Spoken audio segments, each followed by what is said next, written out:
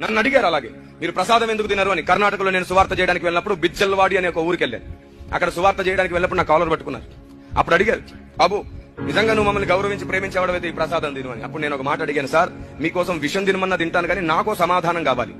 మీ మతంలోనే అయ్యప్ప మాలలని భవానీ మాలలని వేసుకునే అన్నదమ్ములు 41 రోజు 21 రోజు చేస్తారు కదా, చాలా భక్తిగా నిష్టగా ఉంటారు కదా వాళ్ళు. మీరు వాళ్ళని మీ గుడికి తీసుకెళ్లి అక్కడ బలిగా అర్పించిన మాంసాన్ని తీసి వండి వారి ముందు పెడితే తింటారా అని అడిగాను. అప్పుడు ఆ పెద్ద ఆయన ఏమన్నాడు తెలుసా, తినరు బాబు అన్నాడు. ఎందుకు, మతం మారారా అని అడిగాను. లేదు అన్నాడు. కులం మారారా అన్నాడు. లేదు అన్నాడు. సాంప్రదాయాలు మార్చుకున్నారా అంటే లేదు అన్నాడు. మరి ఎందుకు తినరు? నిష్టలో ఉన్నారు, దీక్షలో ఉన్నారు. ఈ టైంలో వారు తినకూడదు, మేము పెట్టకూడదు. పెడితే పెట్టినందుకు మాకు శాపం, తిన్నందుకు వారి దీక్ష పాడైపోతుంది. మేము పెట్టం అన్నాడు ఆయన. మా పెద్దలు మాకు అలా దీక్షలు పాడవడం నేర్పించలేదన్నాడు. అప్పుడు నేనేమన్నాను తెలుసా, అయితే బాప్తిజం ద్వారా జీవితకాలం మేము నిష్టలో ఉన్నాం, మేము ఆ ఒక్కటే తినలేము. ఒక రూపం ముందు పెట్టింది, ఒక విగ్రహం ముందు